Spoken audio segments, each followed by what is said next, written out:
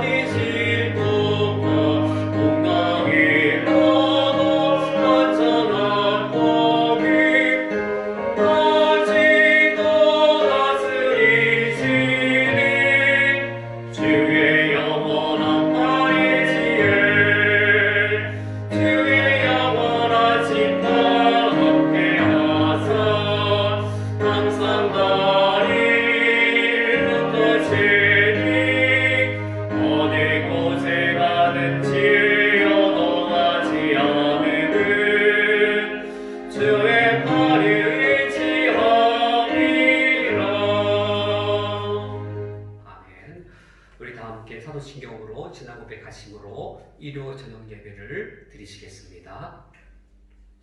전능하사 전지를 만드신 하나님 아버지를 내가 믿사오며 그 외아들 우리 주 예수 그리스도를 믿사오니 이는 성령으로 잉태하사 동정녀 마리아에게 나시고 본디오 빌라도에게 고난을 받으사 십자가에 못 박혀 죽으시고 장사한 지 사흘 만에 죽은 자 가운데서 다시 살아나시며 하늘에 오르사 전능하신 하나님 옆편에 앉아 계시다가 저리로서 산 자와 죽은 자를 심판하러 오시리라.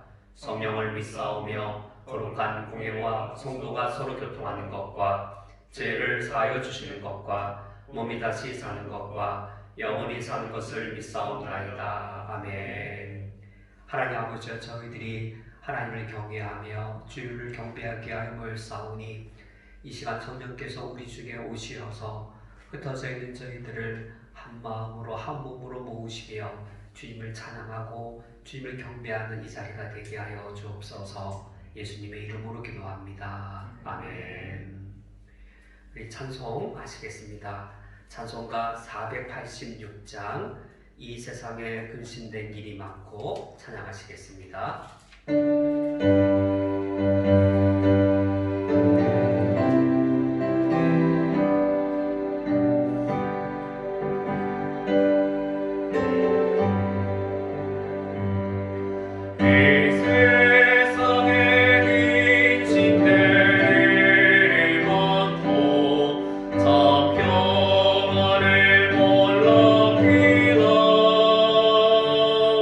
내 주의 신호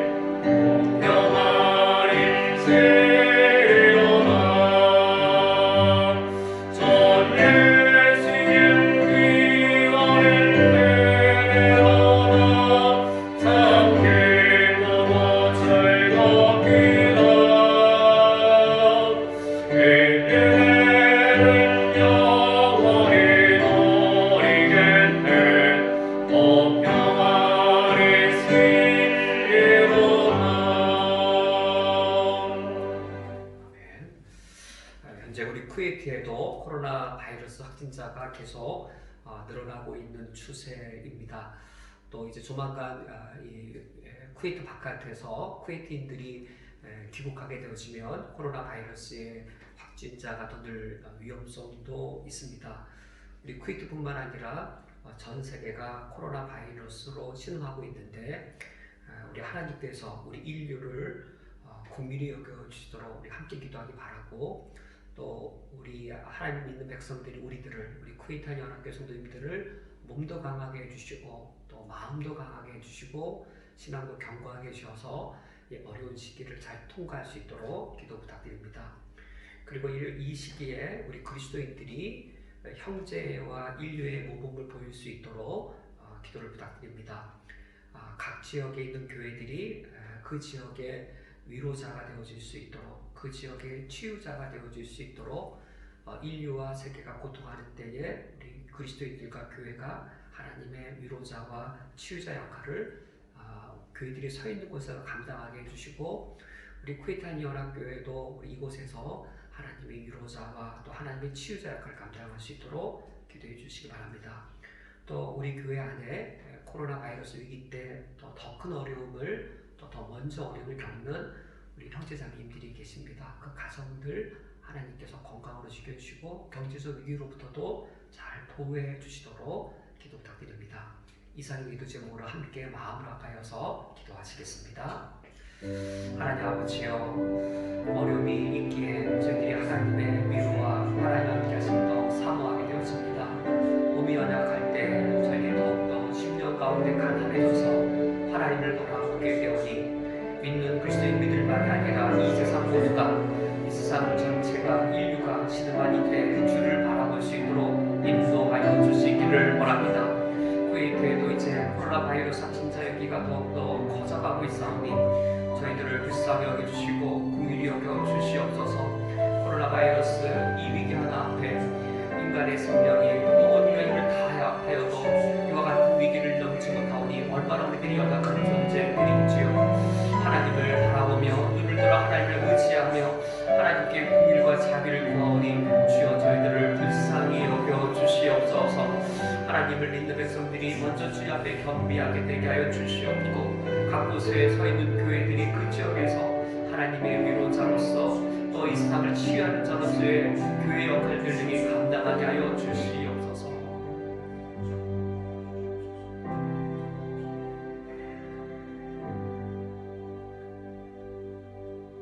하나님 아버지여, 온 세상과 인류가 신음하는 이때에 주의 자녀들인 저희들도 같은 고통을 겪으며 같은 어려움 속에 있사오니 아버지의 자녀들인 저희들을 불쌍히 여겨 주시옵소서.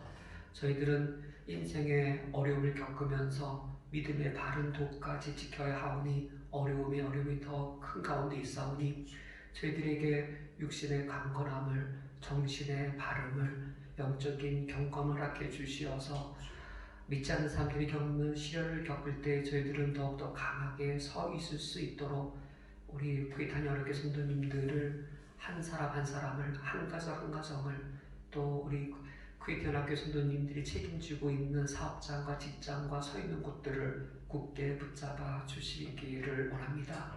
갈릴리 바다가 폭풍 가운데 있을 때에 우리가 타고 간 배에 예수님이 함께 주무시고 계신 것을 저희들 기억하게 하여 주시옵고, 주님이 우리 배에 함께 타고 있사오니 비록 바다를 건너가는 그 동안에는 풍랑이 있을 것이며 비바람이 있을지라도 무사히 갈릴리 바다 건너편에 도착할 것을 저희들 기억하여 이 어려운 시기를 잘 통과하게 하여 주시옵소서.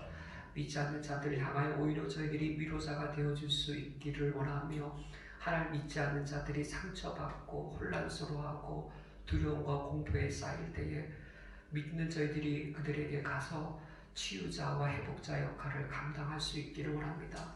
저희들도 같은 어려움과 같은 아픔들을 겪고 있사오나 그러나 우리에게는 이 세상의 창조주와 구원자이신 하나님이 우리 가까이 계시오니 저희들을 보존하여 주시고 저희들을 굳게 붙잡아 주시어서 우리들을 통하여 하나님의 위로하심과 하나님의 치유하심과 무엇보다 온 인류의 세상을 구원하고자 하시는 주님의 사랑과 은총이 드러나게 하여 주시옵소서. 오늘 저희들이 주의 말씀을 듣기를 원합니다. 2000년 전에 사도 바울이 로마 교회를 향해 쓴 편지의 말씀을 저희들 함께 읽으며 들으며 그 말씀이 나에게 요구하시는 주의 뜻들을 분별할 때 이 말씀 우리에게 위로가 되게 하시고 힘이 되게 하여 주옵소서. 예수 그리스도의 이름으로 기도합니다. 아멘. 오늘 말씀은 로마서 1장 16절에서 19절까지의 말씀입니다. 로마서 1장 16절에서 19절까지의 말씀을 제가 봉독해 드리겠습니다. 내가 복음을 부끄러워하지 아니하노니 이 복음은 모든 믿는 자에게 구원을 주시는 하나님의 능력이 됨이라. 먼저는 유대인에게요 그리고 헬라인에게로다. 복음에는 하나님의 의가 나타나서 믿음으로 믿음에 이르게 하나니 기록된 바 오직 의인은 믿음으로 말미암아 살리라 함과 같으니라. 하나님의 진노가 불의로 진리를 막는 사람들의 모든 경건하지 않음과 불의에 대하여 하늘로부터 나타나나니 이는 하나님을 알만한 것이 그들 속에 보임이라. 하나님께서 이를 그들에게 보이셨느니라. 아멘. 오늘은 로마서 1장 16절과 17절 두 절을 중심으로 해서 함께 살펴보고자 합니다. 유인물로 제가 교회 밴드와 또 단톡방에 오늘 말씀 나눌 뼈대들을 올려놓았는데 참고하시면 더욱 도움이 되시겠습니다. 1장 16절은 로마서의 주제 성경 구절이 되었습니다. 16절과 17절 이 두 구절이 로마서의 주제 구절이 되어지고 15절까지 지난주 살펴본 15절까지가 로마서의 인사말과 서두에 해당되었습니다. 이제 사도 바울은 로마서를 쓰게 된 서두와 인사말을 마친 후 16절과 17절에서 이제 이 본론의 중대한 말을 선언합니다. 그 첫 마디가 16절에 내가 복음을 부끄러워하지 아니하노니 이 복음은 모든 믿는 자에게 구원을 주시는 하나님의 능력됨이라. 먼저는 유대인에게요 그리고 헬라인에게로다 라는 말씀으로 이제 이 로마서의 본론의 시작을 엽니다. 제가 교환에 이 16절을 동그라미 1번부터 5번까지 표를 해 두었는데 이 순서대로 한 단어 한 단어가 이제 살펴볼 의미 있는 어휘들입니다. 그러니까 1번의 복음, 2번의 하나님의 능력, 3번의 구원, 4번의 모든 믿는 자, 5번의 먼저는 유대인에게요 그리고 헬라인에게로다. 이제 이 구절 이런 표현들이 과연 어떤 의미인지를 이제 우리가 살펴볼 때에 로마서의 주제가 이거구나. 로마서의 전체 내용 중에 아주 핵심 주제가 이런 것을 사도 바울이 다루려고 하는구나 라는 사실을 우리가 알 수 있습니다. 먼저 내가 복음을 부끄러워하지 아니하노니 라고 바울이 로마서의 본론의 첫 시작을 였는데 이때 이 복음이라고 하는 것은 무엇을 가리키는 것일까요? 우리에게 대단히 익숙한 표현이 복음입니다. 복음주의라는 표현도 있고 복음 전도란 말도 있고 우리는 이제 복음이란 말에 익숙하고 근데 그 복음이란 말이 다양하게 쓰여져 있어서 복음이란 말을 들어도 그것이 무엇을 뜻하는지 포착하기가 어렵거나 또는 로마서에서 바울이 말하는 것과 다른 것을 연상할 수도 있습니다.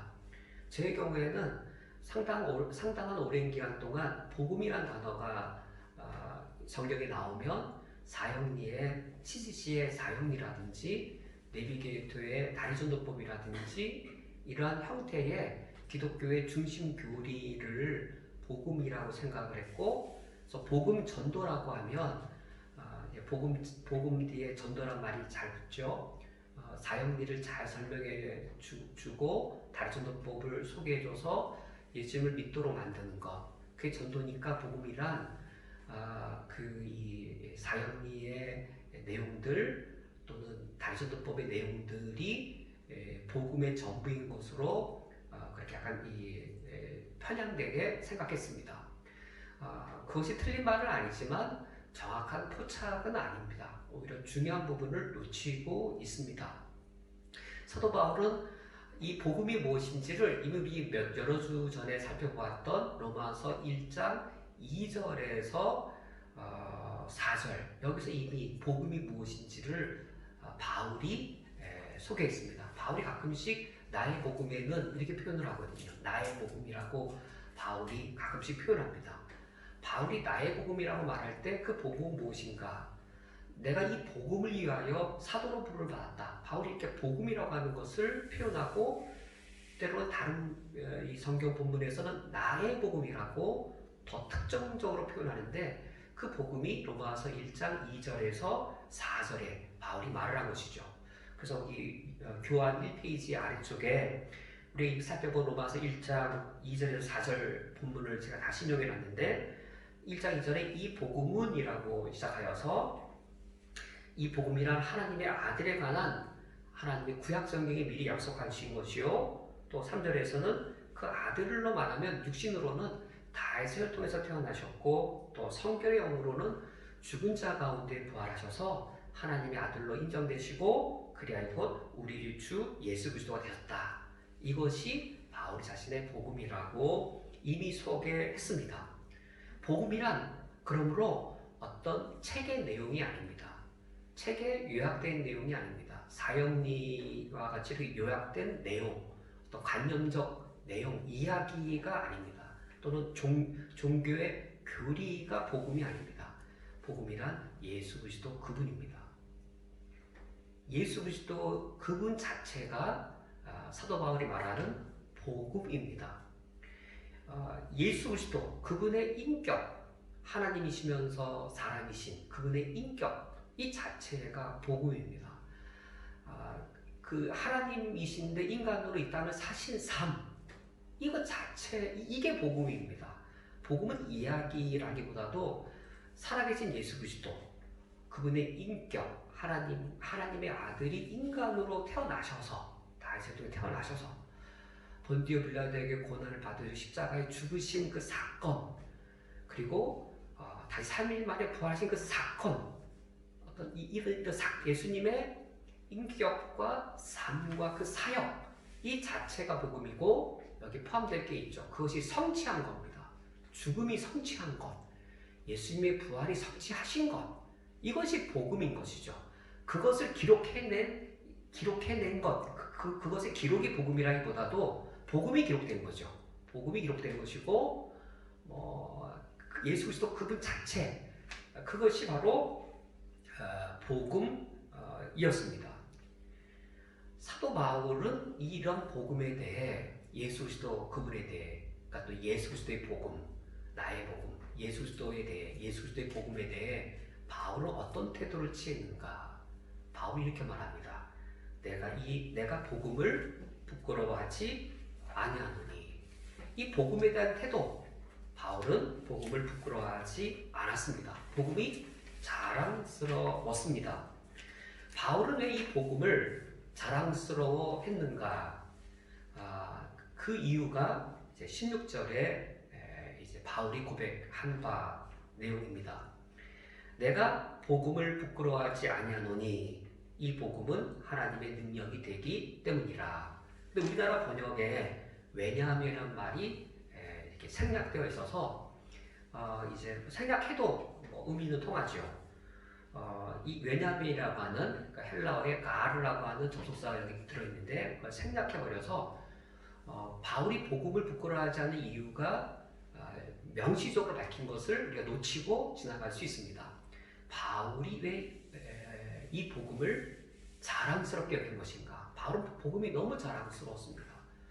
하나님이신 분이 인간이 되시고, 그런 예수 그리스도의 인격과 그분이 인간으로 살아가실 때 고난받으시고 십자가에 죽으신 그 사건과, 그러나 죽음 가운데 부활하셔서 죽음과 부활을 통해 성취하신 그 복음을 바울은 너무 자랑스럽게 여겼습니다. 도대체 그 예수 그리스도, 그분의 복음이 무엇이기에 바울에게는 자랑거리였는가? 이것이죠. 왜냐하면 이 복음은 하나님의 능력이 되기 때문입니다. 예수 그리스도의 복음, 그것이 바울에게는 하나님의 능력이었습니다. 무슨 사건을 가능하게 한 능력이었을까요? 예수 그리스도가 능력이라고 하는 겁니다. 예수 그리스도의 그 하나님의 아들이 인간에 대해서 살아가신 삶, 그리고 십자가에 죽으셔서 성취하신 것들, 부활하셔서 성취하신 것들, 이 하나하나마다 하나님의 능력이 드러났고 하나님의 능력이 구현된 사건들이라는 것이죠. 바울 그 생각 때문에 너무 그것이 이 복음이 자랑스러웠습니다. 도대체 무엇을 가능하게 한 능력이었을까요? 예수 그리스도, 그분의 삶을 볼 때, 그분의 생애를 볼 때, 그분의 사역들을 볼 때 예수 그리스도, 그분은 무엇을 가능하게 한 하나님의 능력이었는가? 제가 교환 2페이지에 2번의 작은 2번에 제가 마태복음 8, 9장의 사건들을 5가지를 예를 들었는데, 과거에 예전에 우리가 몇 번 살펴봤던 본문들입니다. 마태복음 8장과 9장에 보면은 예수님의 그 사역들, 하나님의 아들이 인간이 되셔서 이 땅을 살아가시면서 예수님이 사역하신 것들, 그리하여 하나님의 능력을 드러내신 것들이 기록되어져 있습니다.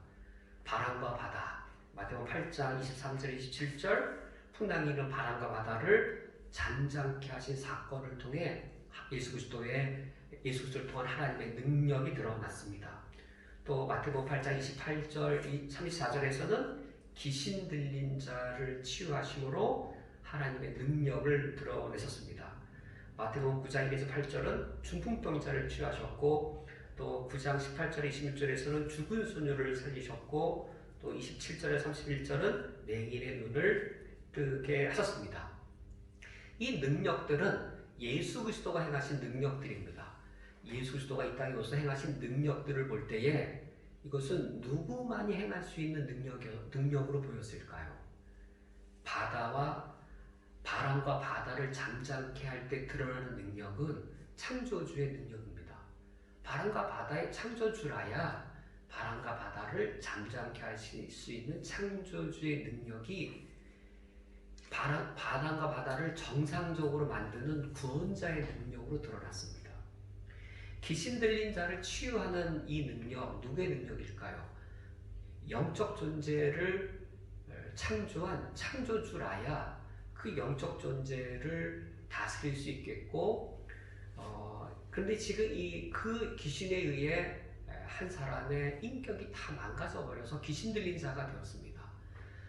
이것을 치유하려면 창조주의 전능한 능력이라야, 영적 존재와 인간을 창조한 창조주의 능력이라야 이들을 다스릴 수 있는데, 창조주의 능력이 귀신 들린 자를 치유함으로 구원자의 능력으로 드러났습니다. 중풍병자를 치유한 것도 마찬가지죠. 중풍병자를 치유하시면서 예수님이 중풍병을 낫게 하는 것과 죄를 사하는 것, 어느 것이 더 쉽겠느냐라고 말씀하시면서 중풍병을 치유해 주셨는데, 창조주가 아니면 이 중풍병을 치유할 수 없고, 창조주가 입법자입니다. 입법자가 아니면 죄를 사할 수 없습니다. 법을 만든 자라야 그 법을 어긴 자를 용서할 수 있기 때문에, 이 중풍병자 치유 사건에 드러난 예수님의 능력은 창조주의 능력인데, 창조주의 능력이 구원주의 능력으로 드러나는 것을 보여주었습니다. 가장 큰 절정은 죽은 자를 살리신 일이었습니다. 앞에 나온 이 기적들도 다 하나님의 능력이 드러난 사건이었지만, 창조주의 능력 중에 가장 큰 능력은 생명의 창조주가 죽은 생명을 다시 살려내는 그 능력이야말로 최고의 능력이었는데, 예수님은 창조주의 능력으로서 구원주의 능력을 드러내신 것이었습니다. 그리고 마지막으로 예수 행하신 기적이 맹인과 그리고 기머거리의 눈과 귀를 열어주신 것이었는데, 맹인의 눈을 열어주셔서 여기에 상징적 의미가 있는 것이죠. 보아도 보지 못하던 자들로 하여금 다시 볼 수 있도록 영의 눈을 열어주시는 그 상징적인 것으로 이 이야기가 맞춰지게 되었습니다. 바울이 예수 그리스도의 복음, 그 단순히 교리를 말하는 게 아닙니다. 기독교 교리 한번 배워봐, 되게 멋있어, 그런 거 아닙니다. 지금 그래서 교리가 무엇인지 잘 모를 때 교리 설교하거나 교리 가르치는 거 되게 지루하잖아요. 그러니까 예수 그리스도의 복음은 그런 단순히 물론 교리로 표현되어지지만 교리 자체가 아닙니다. 예수님의 그분 자체, 그분의 인격과 그분의 생애와 그분의 사역과 그것이 성취한 것들인데 바울에게 있어서 예수 그리스도란 바로 이런 하나님의 능력이었습니다. 무슨 능력이었냐면 창조주의 능력이 구원주가 되시는 구원을 가능하게 한 그 능력이었습니다. 그 사도 바울이 나는 복음을 부끄러워하지 아니하노니 라고 하면서 그 이유를 이렇게 말하죠. 이 복음은 무엇을 주시는 하나님의 능력이라고 말하냐면 구원을 주시는 하나님의 능력이라. 무슨 사건을 가능하게 하는 능력인가? 하나님의 능력 중에서도 무엇을 가능케 하는 능력인가라고 했을 때 구원을 가능케 하는 그런 능력이었습니다. 그래서 교환 2페이지의 3번 하나님께서 예수 그리스도를 통해 주시는 구원이란 그럼 무엇일까요? 예수 그리스도를 통해 우리에게 주시는 구원이란 과거의 한국교회의 기복주의가 그리고 오늘날 번영신학이 말하는 그런 예수 믿으면 물질의 축복을 받고 또 병이 치유되어지는 그 정도의 과연 이 구원을 말하는가? 우리가 사실 코로나 바이러스를 통해서 그런 기복주의나 번영신학의 가르침은 다 헛된 거라는 사실이 다 드러나잖아요. 기독교인들 똑같이 코로나 바이러스 겪고 기독교인들 코로나 바이러스가 겪게 하는 모든 다양한 종류의 어려움들 다 겪습니다.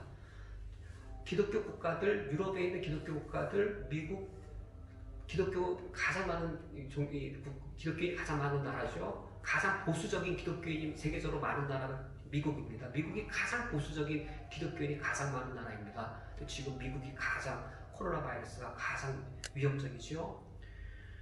그 번영신학의 가르침들은 이런 코로나 바이러스를 통해서 오히려 더 정제되는 것 같습니다. 우리가 정말 하나님을 믿는 신앙이 무엇이고 예수 그리스도 믿는 신앙이 무엇인지를 다시 한번 우리를 정제시켜주는, 우리가 잘못 알았거나 미성숙하게 알았던 것들을 한번 걸러내 주어서 정말 그런데도 우리가 예수 그리스도를 믿는 이유는 무엇이지? 그런데도 우리가 기뻐할 수 있는 이유는 무엇이지? 그럼에도 불구하고 우리가 소망을 찾을 수 있는 이유는 무엇이지? 남들이 겪는 거 다 겪는데 그런데도 불구하고 그리스도인들은 여전히 기쁘고 그리스도인들은 여전히 강하고 그리스도인들은 여전히 저렇게 위로자가 되시는 것은 무엇인가? 바울이 역설을 말하잖아요. 내가 둘러싸일 받아도 둘러싸이지 않고 내가 약하나 강하고 바울이 역설을 말하잖아요. 도대체 이게 뭔가? 기독교인들은 뭔가? 우리가 똑같이 다 병에도 걸리고 우리처럼 코로나 바이러스로 인한 일들은 기독교인들은 다 겪는데 근데 그리스도인들은 왜 저렇게 살아남지? 저 어려움을 어떻게 이겨내지? 이것이 구원인 겁니다. 예수님이 이 바다와 바람을 잠잠케 하시고 귀신 들린 사람을 치유케 하시고 중풍병자의 병을 낫게 해주시고 죽은 소년을 살려주시면서 창조주의 능력으로 우리에게 선사해 주시는 구원이 무엇인지를 미리 보여주셨습니다. 귀신 들린 자가 병이 나았을 때 단지 병이 나은 게 아닌 것이죠. 귀신 들렸을 때 그 눈빛과 그 사람의 행색과 그 사람의 모습을 보면 인격이 다 말살된 상황이었습니다. 그에게 인격과 정상적인 인간의 삶을 다시금 누리게 해주셨고 중풍병으로서 인간이 누려야 될 모든 것들을 다 누리지 못하며 살 때에 단순히 병 자체 그걸 고쳐주신 것이 아니라 그걸 포함하여서 인간이 정상적인 걸 누려야 될 기쁨들을 다시 회복하게 해주신 것, 이것이 다 포함된 것이었고 그것을 영생이라고 표현한 것이었습니다. 영생이란 죽지 않고 억만년 산다는 개념이 아니고 우리가 하나님의 영광을 온전히 누리는 그 상태로 회복될 것을 가리킵니다. 예수 그리스도를 통해 우리에게 주시는 그 구원이란 죽음으로부터의 참된 생명, 죽음의 다양한 증상들이 있죠. 배고픔과 눈물과 아픔과 시기와 질투와 이런 죄악으로 인한 그런 다양한 모든 죽음으로부터 우리를 구출해내셔서 하나님 본래 에덴 동산에서 의도하셨던 아름다운 생명, 에덴 동산보다 더 질적으로 더 높은 영원한 그런 풍성한 하나님의 영광을 영원히 누릴 수 있도록 해주는 그 생명을 우리에게 주고자 하셨습니다. 이런 구원을 누구에게 주시는가? 4번에 하나님의 구원이 누구에게 주어지는가? 교환의 동그라미 4번을 보시면 모든 믿는 자에게 라고 되어 있습니다. 사도 바울은 이 사실을 로마서에서 아주 중심되게 다루게 될 겁니다. 바울이 복음을 자랑한 큰 이유는 구원을 주시는 하나님의 능력이 되기 때문인데 누구에게 주시는 구원의 능력인가? 누구에게 베풀어지는 구원의 능력인가? 믿는 자에게 주시는 것이어서 이 믿음의 원리가 한편으로는 세상을 향해 완전히 문이 열려 있는 겁니다. 믿는 자라면 누구나 다 구원받습니다. 믿는 모든 자입니다. 그래 하나님의 구원은 누군가를 향해 조건적으로 닫혀있지 않고 흑인이든 황인종이든 백인이든 모든 사람에게 다 열려서 믿기만 한다면 모든 믿는 자에게 다 열려 있습니다. 이것은 그래서 하나님 나라가 개방되어 있고 모든 사람에게 열려 있음을 말하면서 동시에 완전히 폐쇄적입니다. 오직 믿는 자에게만 열려 있습니다. 믿지 않는 자는 이 안으로 들어올 수 없습니다. 오직 믿는 자라야만 하나님 나라에 들어올 수 있습니다. 바울은 이 사실을 로마서 우리 본론에 들어갔을 때 매우 중심적으로 하나님이 우리 인류를 구원하고자 하시는 방식이 바로 이런 믿음이었다. 온 인류를 향해 열려 있으면서도 동시에 닫혀 있는 바로 이것. 닫혀 있는 것을 율법주의로 허물고자 할 때 바울은 대단히 엄격하게 아니다.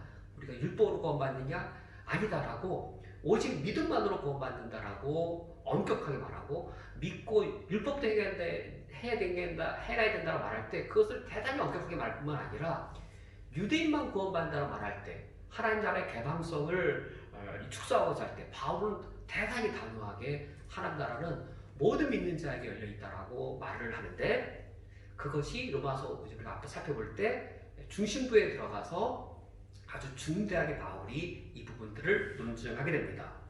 이 페이지 아래 5번 사도 바울은 유대인의 우월성을 주장하지는 않지만 어떻게 그들을 존중함으로 로마 교회 안에 평화와 하나됨을 도모하고 있는가?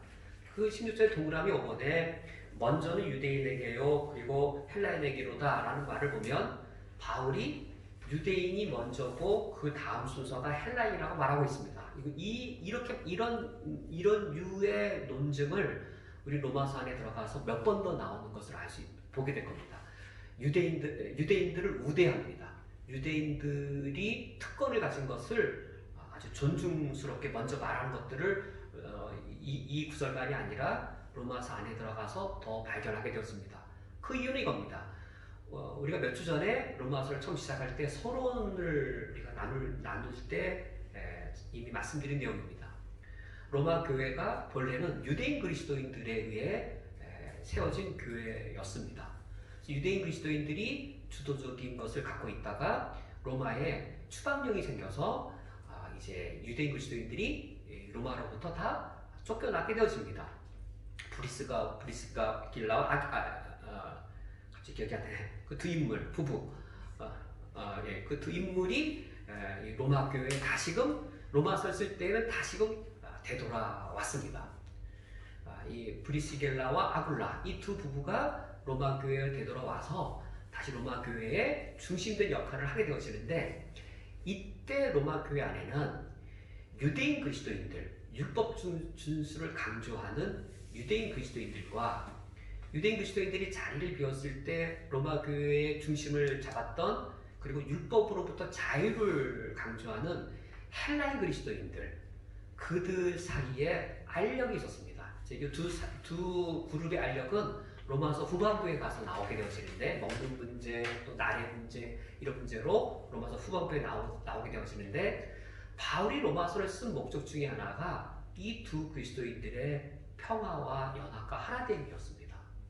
한편으로는 헬라인 그리스도인들이 유대인 그리스도인들을 무시하고 믿음으로 다 하나 되는 거라고 하는데 바로 믿음의 개방성을 보십시오. 당신들 아직까지 왜 그렇습니까? 라고 해서 유대인 그리스도인들을 무시하는 것을 하지 못하도록 유대인 그리스도인들을 존중하고 메시아가 오셔서 또 유대인들이 먼저 앞길을 닦아 놓았기 때문에 이방인에게까지 복음이 온 것이었기 때문에, 그러면서 유대인들을 존중하면서도 동시에 유대인들이 그것을 가지고 본인들의 우월성을 가지고 이방 그리스도인들을 누리지 못하도록 바울이 지금 목회적으로 그런 배려를 하고 있는 것이 이런 표현들입니다.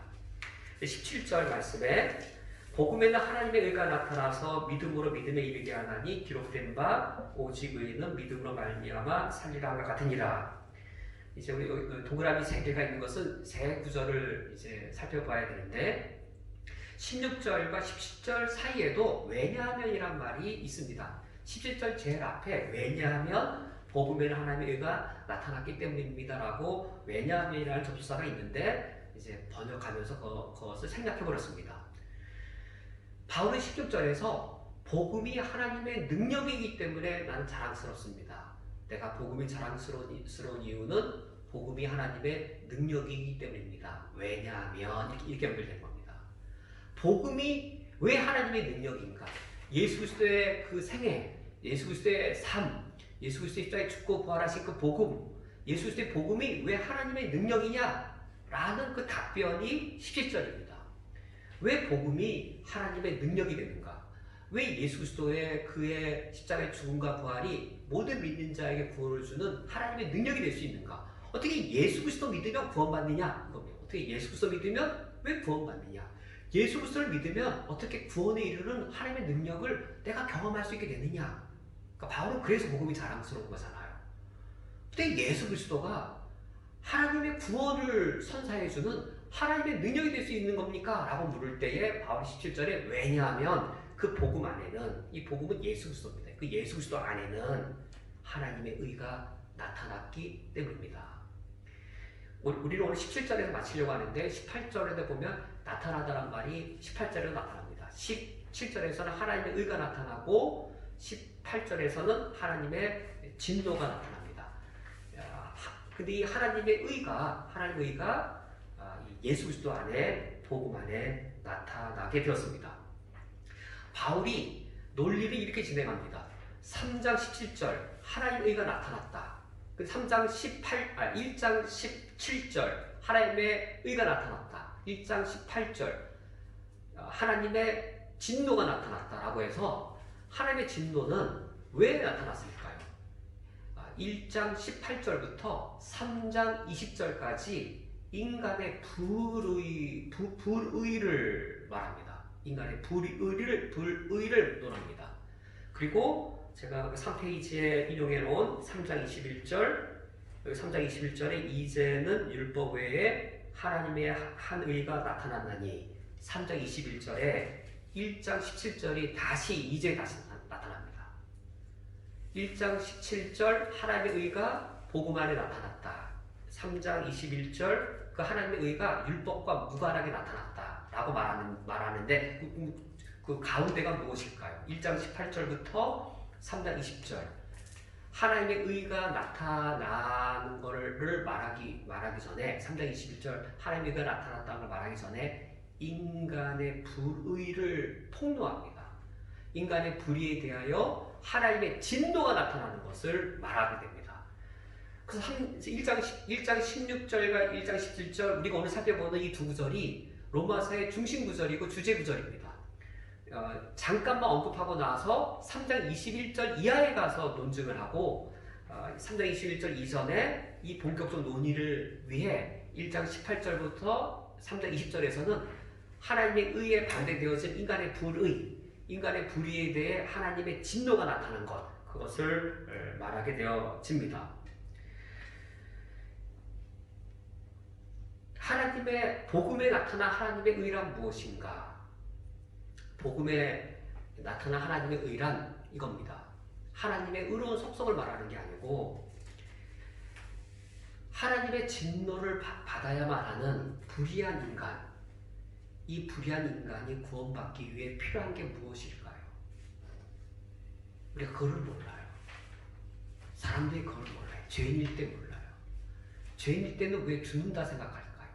사람이 죽음에 대한 공포와 염려가 있는데 왜 사람이 죽는다 생각할까요? 죽는다는 것의 반대말이 잘 사는 겁니다. 어떻게 해야 잘 산다 생각을 할까요? 그걸 몰라요. 사람이 왜 죽는지를 몰라요. 사람이 어떻게 해야 잘 살 수 있는가? 그걸 잘못 알고 있습니다.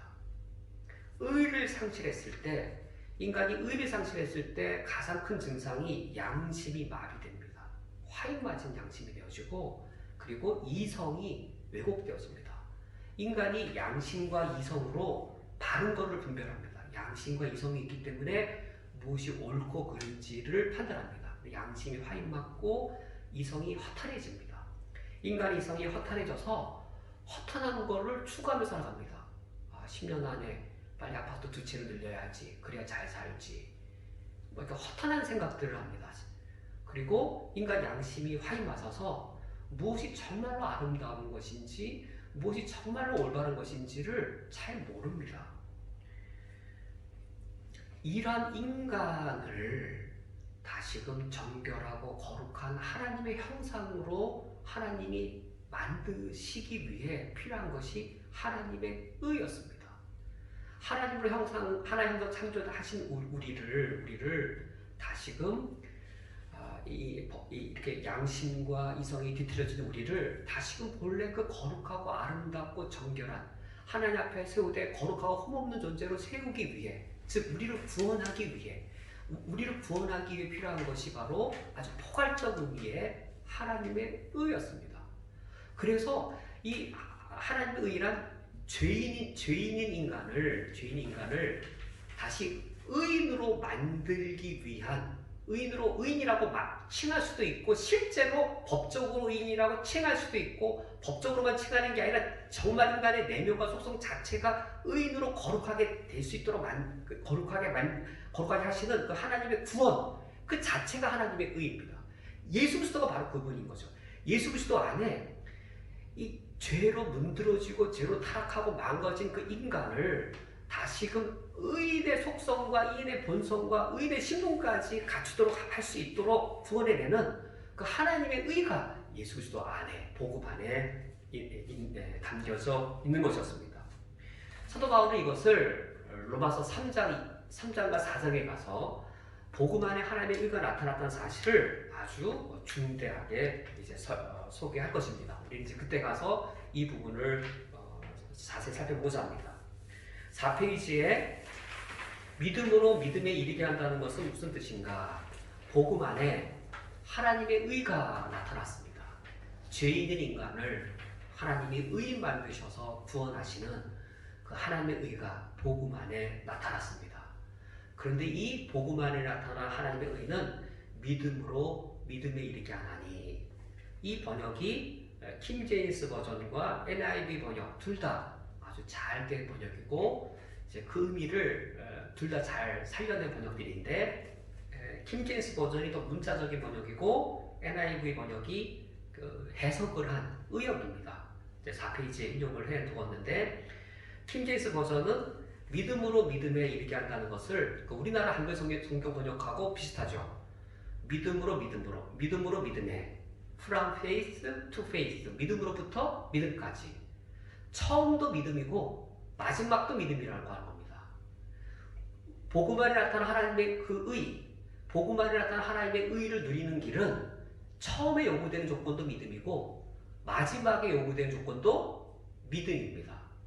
이게 킹제임스 버전의 번역이라면 NIV 번역은 이걸 의역한 거죠. 그래서 NIV는 번역을 faith from first to last라고 번역을 해서 처음부터 마지막까지 요구되어지는 것은 믿음 하나, 믿음으로 우리가 구원에 이르게 되는 것임을 17절에서 바울이 선언하고 있습니다. 바울은 이 사실을 우리가 이제 로마서를 볼 때 로마서 3장과 4장에서 매우 중요한 주제로 논증을 합니다. 하나님이 우리를 구원하시는 방식, 하나님의 그 의를 누리는 방식은 무엇인가? 하나님의 의에 상대되어지는 것이 서기관의 의요, 바리새인의 의였습니다. 서기관의 의, 바리새인의 의, 둘 다 어떤 의죠? 인간이 자신의 의지와 노력과 종교적 공덕으로 세운 것이 서기관의 의요, 바리새인의 의였습니다. 사도 바울은 그런 것으로 우리가 하나님의 의를 누릴 수 있는 것이 아니고 우리를 구원하는 이 완전한 하나님의 의는 믿음으로 우리가 누리는 것이다 라고 하는 것을 로마서 3장과 4장에서 중심되게 논의할 겁니다. 바울은 그 본론에 들어가기 전에 1장 17절에 구약의 하박국 2장 4절을 인용합니다. 기록된 바 오직 의인은 믿음으로 말미암아 살리라가 같으니라라는 하박국 구약 선지자의 말을 인용하여서 이 믿음으로 믿음에 이르는 오직 믿음으로 하나님의 의를 덧입는 이 길은 바울 자신이 창안해낸 것이 아닌 것을 이미 구약 선지자의 예언인 것을 말합니다. 로마서 3장에서 그것을 집중적으로 논하는데 제가 4페이지에 로마서 3장 21절을 제가 인용했습니다. 이렇게 이제는 율법 외에 하나님의 한 의가 나타났으니 율법과 선지자들에게 증거를 받은 것이라. 로마서를 이해하시기 좀 도움이 되려면 NIV 영어 번역 성경 중에 NIV를 보시면 훨씬 더 로마서 이해가 유용합니다. 킹제임스 버전이나 다른 성경 번역보다 NIV 번역을 더 추천을 드립니다. 왜냐하면 NIV 번역을 보면 한글로는 율법 외에 그리고 또 율법과 선지자 다 똑같은 율법이라는 단어로 번역되어 있고 다른 영어 번역을 보면 우리 한글 번역처럼 차이 없이 이렇게 번역을 직역을 했습니다. 근데 NIV는 건전한 복음주의 신학 전제로 하여 의역을 했습니다. 그러니까 해석이 들어가서. 그래서 이미 신학자들이 성경을 번역할 때 건전한 복음주의 관점에서 의역을 해서 이렇게 번역을 했기 때문에 이제 우리 한글 번역 읽고 NIV 번역을 같이 읽으면 이해가 훨씬 더 쉽습니다. 킹제임스 버전을 읽으면 한글 번역하고 킹제임스 버전이 거의 비슷합니다. 그래서 한글 읽고 NIV 읽으면 큰 유익이 없습니다. 거의 NIV 번역, 킹제임스 버전이나 한글 번역이 거의 유사하기 때문에 NIV 번역은 의역인데 그래서 제가 거기 인용해 놓은 것처럼 율법 외라고 했을 때 NIV는 소문자 로우라고 정관사, 부정관사, 관사 없이 그냥 로우라고 해갖고 율법과 선지자들이라고 할 때는 율법을 정관사 더 대문자 로우라고 번역을 해놨습니다.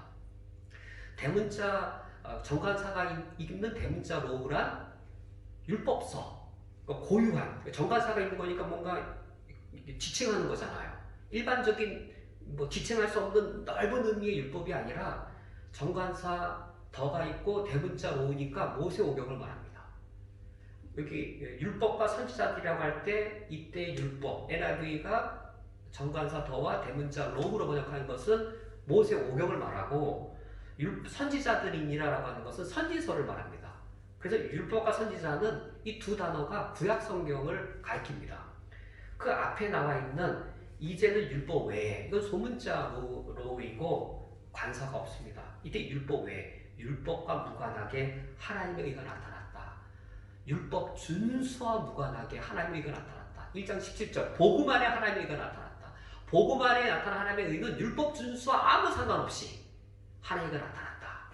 라고 바울이 진술을 이제 로마서 3장에 가서 중대하게 말할 겁니다. 바울이 1장 17절에서 하박국의 구약 선지자의 말을 미리 인용하는 이유는 이겁니다.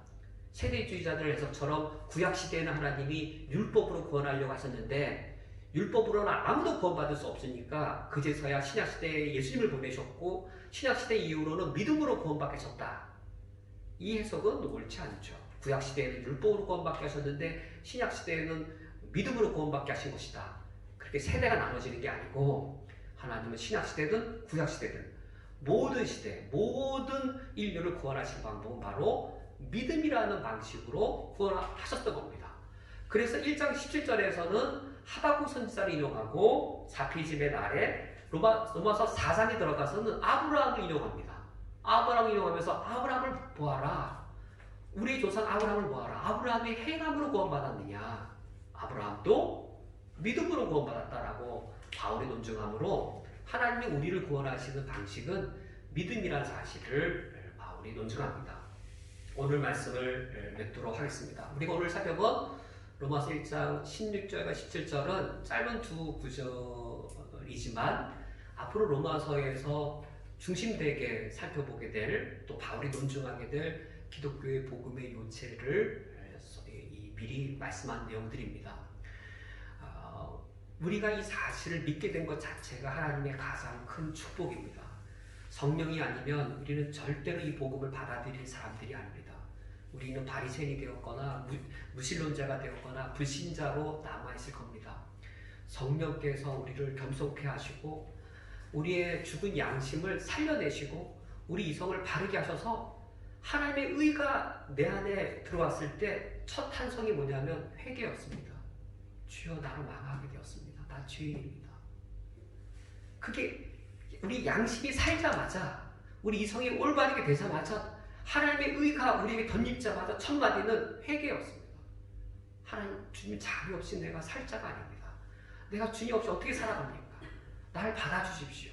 주님께 나를 전폭적으로 맡기는 믿음이 가능하게 되었습니다. 회개와 믿음이 가능하게 되었습니다. 바울이 바로 이런 복음을 로마서를 통하여 우리에게 전하고자 하고 있습니다.